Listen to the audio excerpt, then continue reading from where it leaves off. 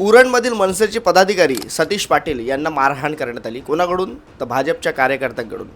ते आमदार आहेत तिकडचे, काहीतरी नाव मला तर माहीत नाही, आठवत नाही.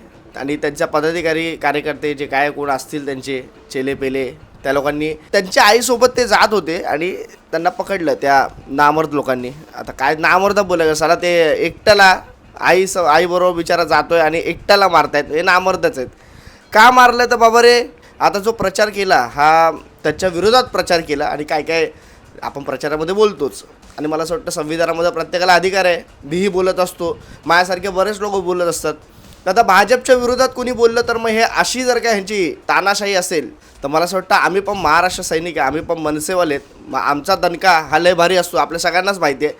पण मला असं वाटतं आता हा दणका दाखवणं गरजेचं आहे, कारण ना हा जर का आता दणका आपण दाखवला नाही ना तर ह्यांचा रुबाब अजून वाढत जाईल. आणि त्याच्यामुळे आता मनसेच्या मोठमोठ्या पदाधिकाऱ्यांनी याची नक्कीच दखल घ्यावी अशी माझी विनंती आहे. आणि त्याआधी मी तुम्हाला हे सांगतो की कुठल्या मनसेच्या पदावर मी नाही आहे, मी कुठला मनसेचा पदाधिकारी नाही आहे, पण राजसाहेबांचे विचार हे मी तुमच्यापर्यंत पोहोचवत असतो.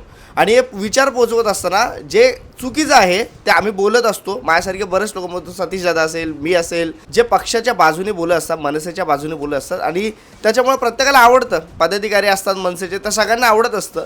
पण त्याच्यानंतर आम्हाला कोणाचा बॅकअप असणार, तर आम्ही तर विचार करतो बाबा रे आमच्या मागे आम्ही मनसेच्या बाजूने बोलतो तर मनसेचा बॅकअप आम्हाला असायला हवा. आणि त्याच दृष्टिकोनातून जर आता अशी मारहाण होत असेल तर मला असं वाटतं महाराष्ट्र सैनिक, शिवसैनिक आणि इतर जे सोबत होते, ज्यांच्यासाठी त्यांनी प्रचार केला सतीशदादांनी, त्या सगळ्यांनी सोबत येऊन आता ह्यांना ना जबाब दिला पाहिजे. नाहीतर काय होईल ना, यांची हिंमत वाढत जाईल. कारण आता महानगरपालिकेची निवडणूक आहे आणि मुंबई महानगरपालिकेच्या निवडणुकीमध्ये यांचा रुबाब अजून वाढेल. आणि त्यांना माहिती आहे की बाबा रे इथे आम्ही मारलं आहे तर बाबा इथं पण आम्ही मारू शकतो. हा त्यांचा माज, हा त्यांचा रुबाब हा तिकडेच आपला आता ठेचावा लागेल इकडे.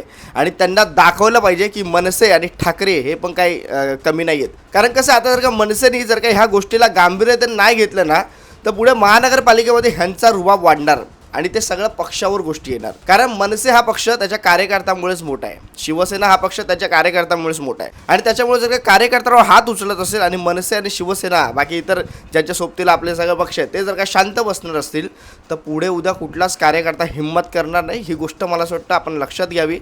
मनसेच्या, शिवसेनेच्या इतर सगळ्या कार्यकर्ता पदाधिकाऱ्यांना माझं हे सांगणं आहे. कारण आम्ही हिंमत करून बोलत असतो, आमच्या मागे आम्ही विचार करत असतो, राजसाहेबांचा, उद्धव साहेबांचा हात आहे. कारण आम्ही पण पक्षाच्या बाजूने बोलत असतो आणि बोलत असताना कधी काही गोष्ट आम्हालाही आमच्या मनात नसते. आम्ही राजकीय टीका करत असतो, आमची वैयक्तिक टीका कोणावर नसते. पण काही असतात जे वैयक्तिक घेतात आणि मग ती टीका अशी महागात पडते आणि मग असं भर रस्त्यामध्ये मारलं जातं पदाधिकाऱ्यांना. आणि प्रत्येक वेळेला मी तुम्हाला तेच सांगत असतो की टीका ही असली पाहिजे, ती राजकीय असली पाहिजे. राजसाहेबांनी पण सांगितलं आहे की तुम्ही विनोद करता आमच्यावर चालेल, आमच्यावर हलका फुलका विनोद करा, आमच्या कुठल्याही गोष्टीला तुम्ही जर का वेगळ्या एका राजकीय दृष्टीने पाहताय, बोलताय, चालेल, पण आम्हाला शिवाय देऊ नका, आमच्या वैयक्तिक आयुष्यावर येऊ नका. वैयक्तिक आयुष्यावर मनसेचा कुठलाच पदाधिकारी कधी येत नाही. पण हे जर का आमच्या वैयक्तिक आयुष्यावर येणार असेल, आमच्या कुटुंबासोबत आम्ही जेव्हा कुठं फिरत असेल आणि तेव्हा जर का ह्यांना गाठत असतील अशा प्रकारे आणि मारत असतील आणि बाकी इतर त्यांच्या आईवर पण काय आरोप केले, इतर सगळ्या गोष्टी करत असतील तर मला असं वाटतं ठाकरेंनी, मला असं वाटतं आता इतर जे पदाधिकारी आहेत त्यांनी शांत न बसता कामा नये. त्या सतीश दादाच्या मागे आपल्याला महाराष्ट्र सैनिक तर खंबीरपणे उभा असतो, प्रत्येक वेळेला माझ्या मागेही असतो, कमेंट करत असतात, पदाधिकारी मला बोलत असतात, माझ्याशी संपर्कात असतात. पण खरी वेळ तेव्हाच कळते जेव्हा ही अशी परिस्थिती घडते. आणि त्या अशा परिस्थितीमध्ये कुठेही ह्या सतीश पाटील याला एकटं वाटलं नाही पाहिजे, हीच मला तुम्हाला विनंती करायची आहे. त्यासाठी अविनाश दादा असेल, इतर सगळ्या नेत्यांनी त्यांना फोन करून दिलासा तर दिलाच आहे. पण मला असं वाटतं ह्यांना सबक शिकवणं गरजेचं आहे. कारण ह्यांचा रुबाब महानगरपालिकेमध्ये वाढलेला आहे. तर आणि मग महानगरपालिकेत त्यांचा रुबाब वाढल्याच्या नंतर पक्षाची बदनामी होणार.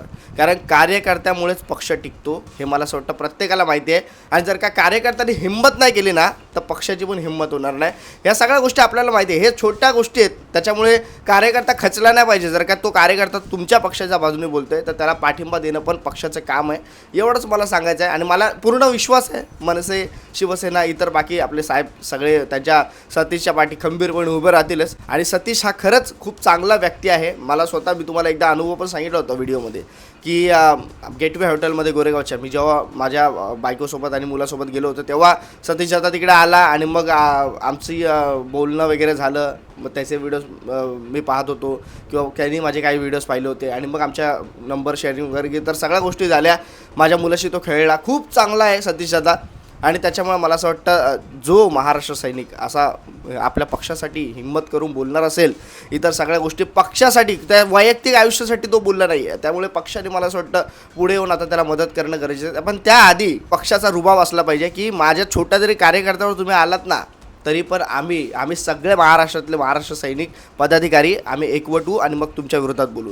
नाहीतर ह्या एकनाथ शिंदेच्या शिवसेनेच्या कार्यकर्त्यांचा माज आणि हा भाजपच्या कार्यकर्त्यांचा माज हा आपल्यावर उडत जाईल, आपल्यावर चालत जाईल. मला हेच तुम्हाला सांगायचं मित्रांनो, एकत्र या, एकत्र राहा. आता जसं ते बोलतात, ठाकरे साहेब बोलतातच एकत्र आलो आम्ही एकत्र राहण्यासाठी, पण तुम्हीच फक्त एकत्र राहू नका, कार्यकर्ता हा एकत्र असला पाहिजे. कारण कार्यकर्ता हा पक्षासाठी बोलत असतो आणि आमच्यासारख्या पण जे पदावर नसतात तेही पक्षासाठी आवर्जून बोलत असतात. राजसाहेबांच्या विचारांना, उद्धव साहेबांच्या विचारांना प्रेरित होऊन काही गोष्ट सामान्य माणसांपर्यंत चुकीच्या ज्या पोचल्या आहेत ते साहेबांबद्दल बरोबर करून आम्ही दुरुस्त करून सांगत असतो. तर मला असं वाटतं पक्षाचा पाठिंबा मला तर आहेच, पण त्या सतीश दादाला पण असणं गरजेचं आहे आणि त्याच्यामुळेच पक्षाचा पाठिंबा असल्या कारणामुळे आजपर्यंत मी इथपर्यंत बोलत आलो आहे. प्रत्येक गोष्ट, प्रत्येक व्हिडिओत मी बोलत असतो तर फक्त आणि फक्त आपल्या पक्षाचा पाठिंबा मला आहे याच विचाराने मी बोलत असतो. मला असं वाटतं याच्या पुढेही जो कार्यकर्ता असेल, पदाधिकारी असेल, त्याच्या मागेही पक्षाने उभं राहावं. आता पुढे काय गोष्टी घडतात माहीत नाही, पण जर का ही गोष्ट जर का बंद झाली तर मला असं वाटतं हे पक्षावर येईल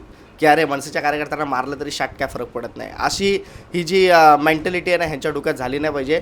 मनसेच्या कार्यकर्त्याला मारल्याच्या नंतर काय धिंगाणा होतो ना, तो मला असं वाटतं तो दिसला पाहिजे उरणमध्ये आणि एवढंच सांगेल, तो दिसेल ही आशा आहे. बाकी बघूयात मित्रांनो, तुम्हाला काय वाटतं कमेंटमध्ये मला नक्की सांगा. काय झालं पाहिजे या भाजप कार्यकर्त्यांचं ज्यांनी ह्या मारलंय ना आपल्या त्या सतीश दादाला, त्यांच्यासोबत काय झालं पाहिजे तुम्ही मला नक्की कमेंटमध्ये सांगा. तुर्तास सांगतो, जय हिंद, जय महाराष्ट्र.